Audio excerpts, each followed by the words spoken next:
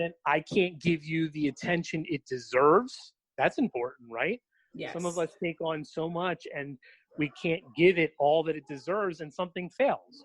So that's not fair. I've been caught in the wind. Learning though it's because you get so excited and you want to do everything.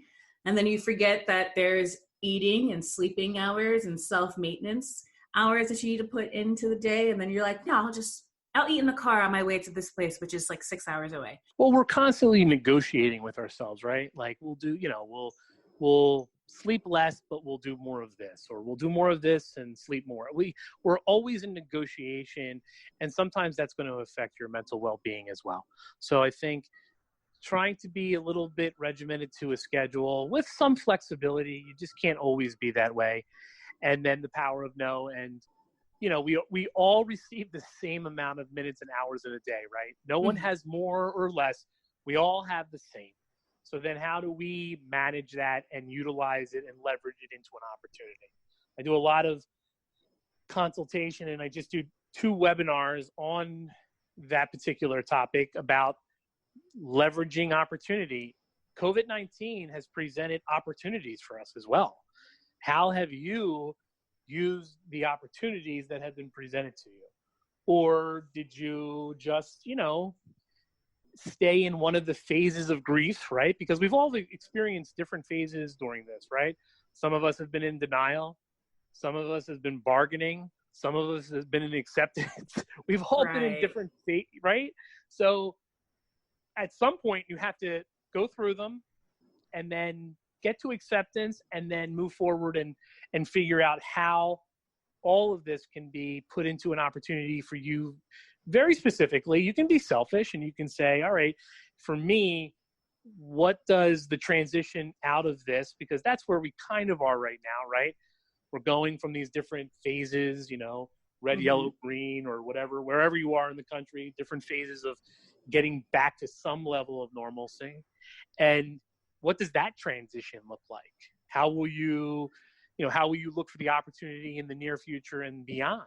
Because we don't know. There could be spikes and we go back to lockdown. I mean, there's all kinds of things, but you can't have wasted all of this time. You have to look at it as a learning opportunity. Yes, I agree. I feel like that was a mic drop moment.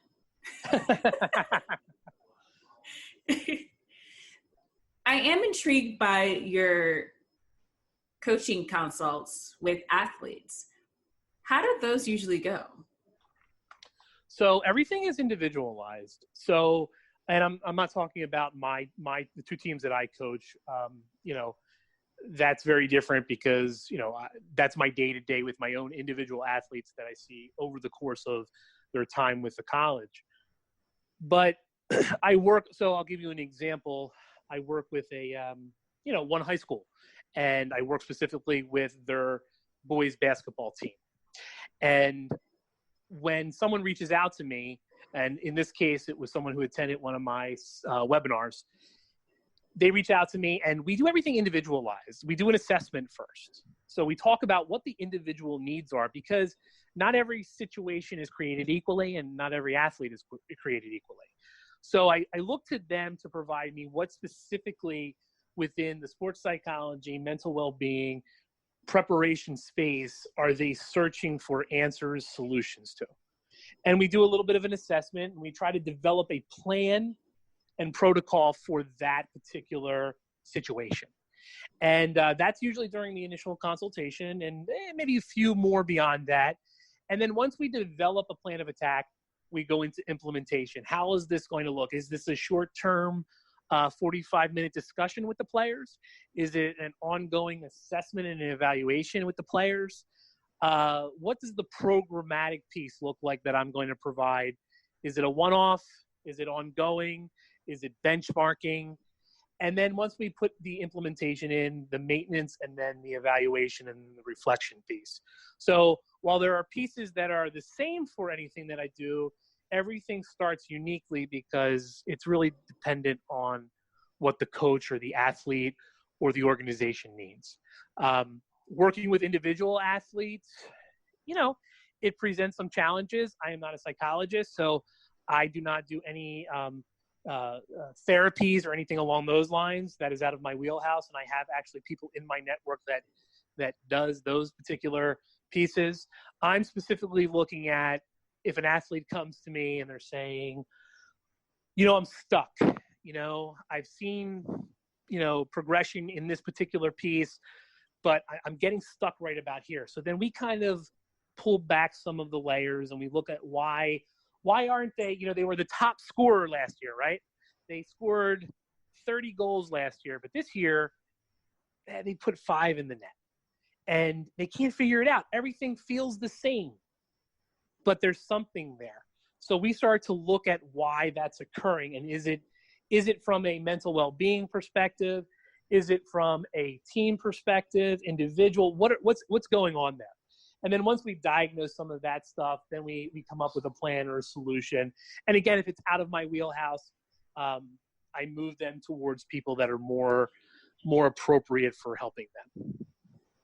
Okay, so that's pretty plain and simple. I don't know why I thought it was like this whole other thing and putting them through a full-on, more of a physical regimen. But yeah, you said mental. So yeah, that makes sense. I think that's a niche that a lot of people don't realize that athletes need. Yeah, I've worked everywhere from Pee-wee to pro athletes in consultation. And it's funny, there's some reoccurring themes with all athletes, but if it's a mental block, it's about working through it, and we've seen it time and time again at every level that, again, it's not a one size fits all. It's not because I dealt with this athlete. Oh, so this is what you're experiencing. When you start to pull things back and uncover things, I'll give you an example, a real quick one. I had an athlete who I was speaking to, and you can tell by their nonverbals, this is a high-performing athlete who is very calm on the field, very calm in their approach to their sport, very calm. And in this conversation, they couldn't keep still. They were like fidgeting and looking and getting up and moving and squirming in their seat. And it was all uncharacteristic. And then when you start to talk to them and, you start to kind of analyze and ask other questions beyond just on the field questions, you find that they're not handling certain situations that are occurring in their lives the best they can. And it's going to affect their play, right? When something happens in our own lives, it affects our performance in our work, right? We go to work and we would love to check things at the door, but we carry it into the office, we carry it into the team meetings, and it affects our concentration, our ability to perform. So we can't be naive to think that that's not happening with athletes. And you know what? We constantly see professional athletes, and we're like, man, they they come ready. They're there. They're high performers. We look at LeBron James, we look at Michael Jordan, and we look at what they've done. We are learning that they experience the same level of frustration, loss, and now it's different. Obviously, they have capacity and resources to help along the way, but they have to develop their own ways to get through or their own breakthrough moments. So yes, money does help, right? And resources absolutely makes things a little bit easier. And one thing I have to say we're getting better at, we are now starting to see more professional college, high schools employ sports psychologists on staff as a resource for coaches and for student athletes to go to and not have to wait. And it's great to see. I'm seeing a lot, especially with the the major four, the NFL, the NBA. They are starting to put staff psychologists on board to help athletes deal with whatever they're going through, to get them to be the highest performers they can, and also to support their mental well-being. Right. That's cool. So where can one find the icky, filthy, creepy, slimy Corona monster? So I would say go right to my website, probably the easiest. You could plug it into Amazon Books, just plug that title in, and that'll take you right to where you can purchase it. On Kindle Unlimited, it's free. So if you have a Kindle and you subscribe to the Unlimited, a lot of people have that already done. It's a free book under that program. If not, it's a $1.99 ebook on Amazon. You can grab it there as well. And the link is also on my website, Dr. DeFinis, DrDefinis.com. All my books, all my projects, all the resources. That's a one-stop shop. You can go there and check it out. Oh, so you really did make it accessible everywhere for people to read. Yeah, and even on the website, even on my website, I put all of my distributors and all the people that have supported the project, and there's tons of free resources for the book on there as well. Again, I just want the message out there. I want to support children, families, educators with providing resources for the home and for the school. I don't particularly want barriers, right? I don't want, if someone can't afford a book, I don't want them to have a barrier to get the information, or they don't have the technology. I want them to figure out there's ways to get the PDF copy or print it out. I just want people to be able to have access to the message. That's awesome. That is awesome. Well, thank you for joining me today. I enjoyed hearing about the Corona Monster. Thank you so much. I appreciate it. And I appreciate the opportunity to not only to share my story, but also to get the information out there. I think, again, it's critical.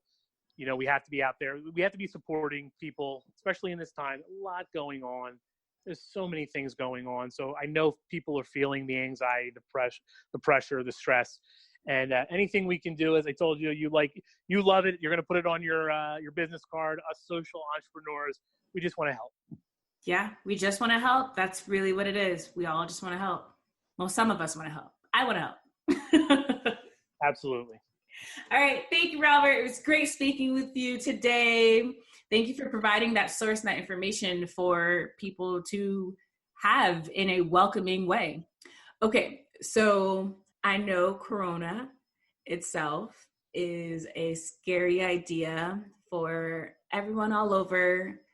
It's changed some lives. However, with that saying, the Corona Monster photo or illustration that is on the How to Defeat the Icky, Filthy, Creepy, Slimy Corona Monster book by Robert is really adorable. And it makes me want to just grab a book and read it. I support the work that he's doing with his children's stories and also with the athletes at universities, high schools, wherever he's located. I'm your host, Rockshana. Today's guest was Rober DeFinis. Be sure to tune in each week for a new episode. And remember, everything and anything goes. The sky is the limit.